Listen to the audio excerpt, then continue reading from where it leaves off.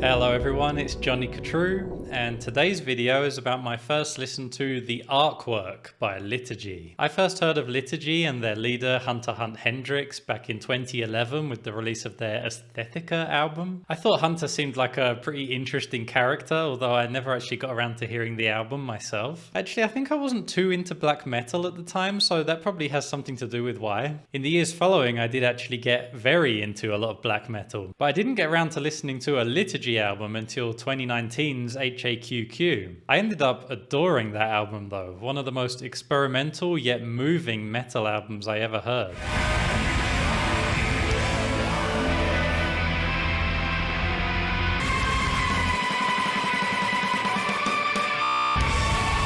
I also really enjoyed last year's Origin of the Alimonies, although not as much as H.A.Q.Q. A great album, but just not as strong and consistent overall as H.A.Q.Q was. This album reaction was actually a request from my producer, 𝐵𝐿𝐼𝐻𝐵𝐿 over on Patreon. It just so happened to be from an artist I'm already very interested in, just haven't heard this particular album. So I was very happy to cover this one and actually went into it with a lot of excitement and interest. Not least because I'd heard this album was pretty divisive on release and perhaps their most experimental album. The rest of this video will be highlights from my live stream over on Twitch where I listened to the album in full for the first time. If you'd like to join me for more full album listening parties, you can follow me over there at twitch.tv/𝐒𝐻𝐻𝐿. So do me a favor and click the like button on this video and let's get into the album. It starts off with what seems to be an intro track called Fanfare. So here we go.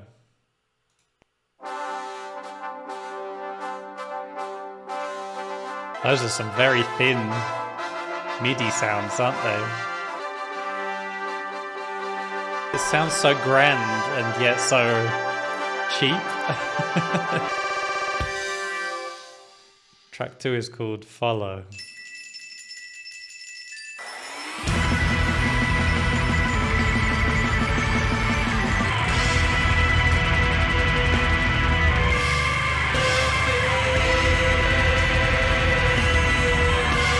Alright, let's talk about the first couple tracks then. So I thought track 2, Follow, it was cool because it was surprisingly more like H.A.Q.Q than I was expecting. You know, the guitar riffs were emotional and epic in that same way that I really like. And also with, you know, some like digital sound effects layered all over it, which again is what we hear on H.A.Q.Q. So yeah, that song felt familiar to me, although the clean vocals were perhaps a little different. They sounded alright though. I thought they worked in the mix of everything, and I definitely enjoyed the melodies in there. The fanfare at the start was pretty interesting, and I can definitely see how it's going to feed into the point you made, Ollie, about things being grandiose yet fake, and you can see in the album cover that being expressed as well. So I'm interested to see how that gets explored more as the album continues. But yeah, really cool and easy to get into opening tracks there, I thought. Into track 3, this is called 𝐾𝐢𝐬𝐬𝐿.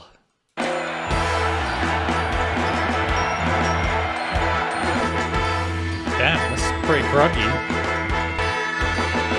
Fucking hell, this sounds great. Love the sliding bass.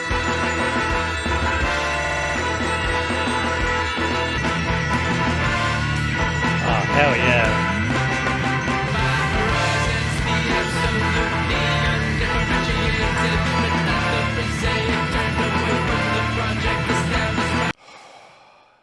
I adored that.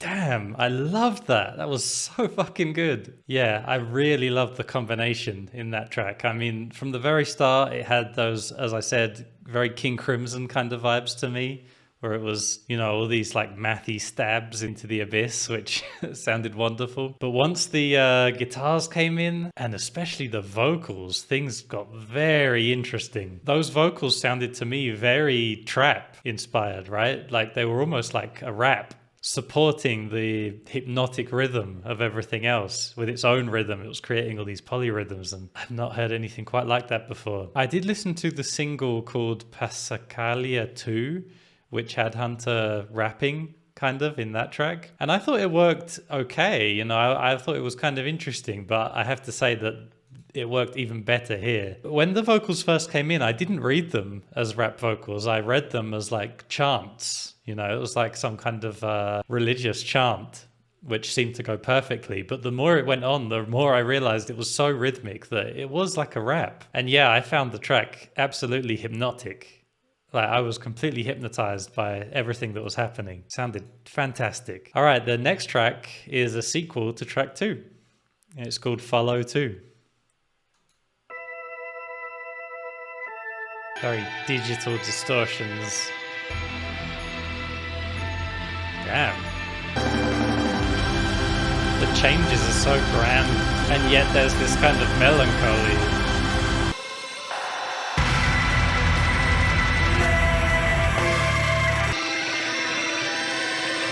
Chaotic.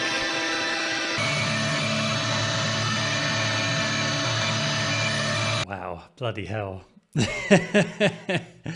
Yeah, I loved the chaos of that. The way it was layering all the glitching vocals with the bells and everything else. For the bulk of the middle section of that song, I did feel that it was, again, definitely pointing the way towards H.A.Q.Q. in a great way. It has that same sound that I love so much. But the intro had that kind of digitally distorted organ part, the kind of medieval vibes building up to it. I loved it. Let's get into track 5. It's called 𝐶𝐻𝐴LCOATL.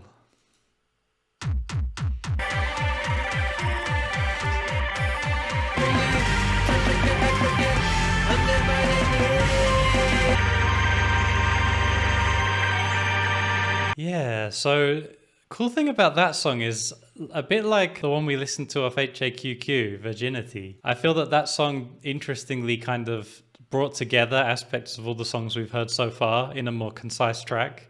So in that way, I can definitely see why they released it as a single, because it had a little bit of the kind of emotional black metal riffing and even the bells. And then it also had the kind of hip hop influenced lead vocal style and the somewhat baffling electronic introduction. All that stuff all in one quite short track. And it all sounded really great. Although I did have one slight complaint. For me, the rhythmic vocals didn't fit against the really black metal style riff towards the end there, as well as they fit on 𝐶𝐻𝐬𝐜𝐵. I thought on 𝐶𝐻𝐬𝐜𝐵 they just fit perfectly. On this one they sounded slightly awkward to me, but only slightly. I did still think it was a really cool track, and as I say, I like how it fit all those ideas into a shorter arrangement. All right, into track 6. This is called Father Verizon.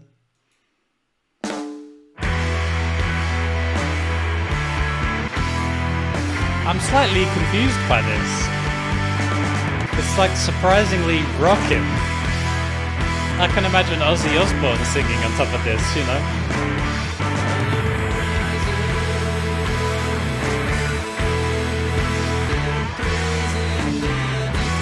This section works for me.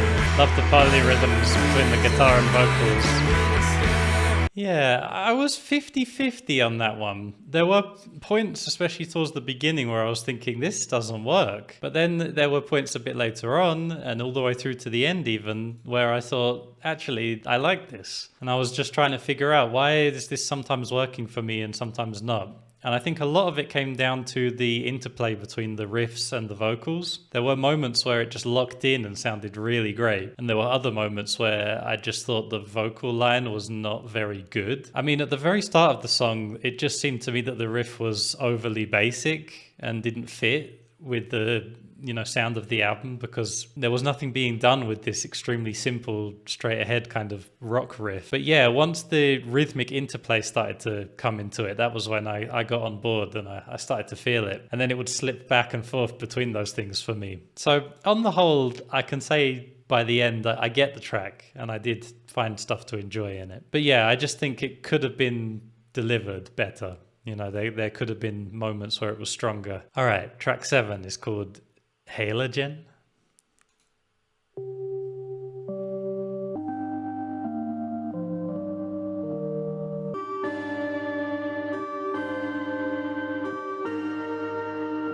That sound of mourning for the past, right? Since that felt like an interlude kind of track, we'll let it go into track 8, Rain Array.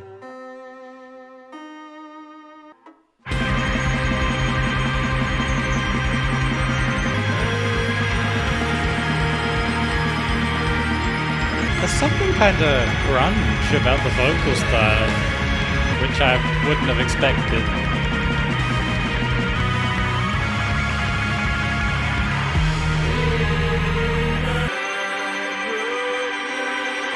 See, there's that grunge sound again.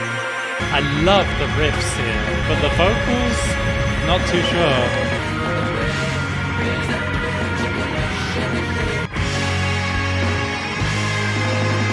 Is that the bagpipes again? Sounds huge. Whoa, I feel slightly numbed by that. You know what I mean? I did feel that perhaps the ending was slightly too drawn out, to the point where it started to feel to be a little bit like the end of a cheesy rock concert where they just play that last chord for 2 minutes while everyone cheers. Although there were interesting things happening here and there, and the bagpipes, or what sounds like bagpipes, sound really good. The song had a lot to enjoy about it. I really enjoyed a lot of the ideas, some fantastic riffs, and some really good vocal ideas. Although I will say the vocals are the thing that sometimes work, sometimes don't work for me still. It's quite interesting the way that Hunter seems to be singing in this grungy kind of style over these massive black metal instrumentals. Sometimes it sounds pretty good, and sometimes it sounds a little forced, I think. You know, it doesn't always work. I do find myself missing some of Hunter's more, you know, typical screeched black metal vocals. I enjoy hearing the experimentation with the vocal style here, but I think that sometimes a bit of screaming would up the intensity in a really satisfying way, which of course Hunter did do on H.A.Q.Q a lot more. On this album, it seems for whatever reason Hunter was trying to avoid it. In fact, I would say on the whole there seems to be an avoidance of black metal stereotypes, you know, in some ways, which is admirable. I like the way it's like Liturgy's always known for, I suppose, pushing black metal into spaces where it's not usually found, you know, or layering ideas on top of black metal that don't usually go there. And yeah, for that reason, it sometimes sounds pretty good and sometimes not so much, I think. Still, it was a cool track. I did enjoy it. It was huge. And that side of it I did like very much. Track 9 is called Vitriol. Here we go. Because soon the flowers will close up and sleep beside light. I turn your ashes to gold. Soon the delicacies will be sprinkled with seeds. It's definitely another one that's working for me sometimes and not others. Sounds pretty sick, that. Nasty. Yeah, actually, for the most part, I really liked that. Very different. I think the only parts where it didn't work for me were the parts where all the rhythm dropped out and all we were left with were just the layers of vocals, which some of them were sounding a little weak. But once the rhythm was in every time, it just all came together. I thought it sounded really fucking cool. I thought that the chanted rhythmic vocals, clearly trap influenced, but like I say, even without the black metal, they come off with this kind of mysterious chanting kind of vibe that I think is really cool. And once you had the drums in there, it just kind of, it glued everything together rhythmically. And even the harmonies started to sound really good in that context, I thought. And it even had a pretty catchy hook, which was quite surprising. It's very memorable. So yeah, an unusual song. I can definitely see why some people were turned off by it, but I thought it was really different, really cool, and I love that it came at this point in the album where the sort of main sounds of the album have been thoroughly explored, and now he just hits us with that, just out of nowhere, you know? All right, last song, track 10, and it's called Total War.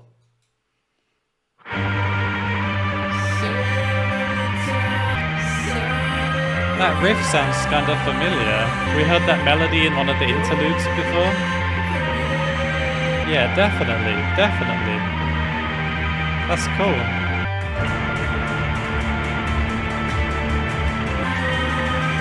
It's a great riff as well. Great melody, I think.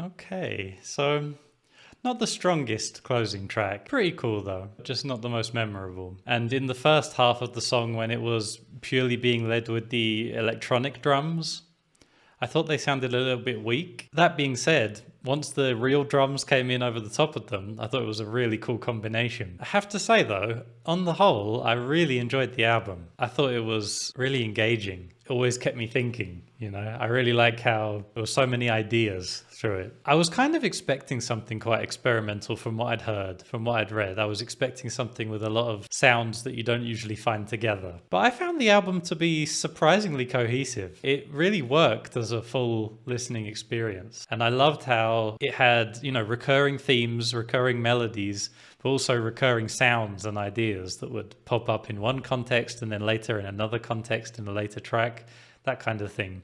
It really made the album stick together and feel like these songs belong together, and I love that. That being said, there were ideas that worked better than others, and there were some moments on some tracks that for me fell a bit flat. And that's okay, you know, when you're making an album made up of such experimental ideas and putting sounds together that don't usually go together, it's likely you're going to end up with moments that work better than others. So the fact that it didn't always work fantastically, it was just part of the experience for me. You know, just hearing the band combining so many different ideas in such brave ways and just seeing them go on this journey throughout the album was great fun, actually. Mix into that the fact that many of these songs had really emotional melodies in a way that I love on all the liturgy stuff that I've heard so far. Just made for a really compelling album experience. So yeah, thanks very much for that request, Ollie. You know, again, I really appreciate your support on Patreon, and you really couldn't have made a better request, I think. So let me know down in the comments what you thought of this album. If you're a liturgy fan, let me know what you think of this album compared to their others. If you'd like to see my full unedited reaction to this album, take a look at my Patreon, where you can get access to my full reactions archive and so much more. I want to say thanks to all my current Patreon supporters, and thank you very much for watching this video. Until next time, take it easy.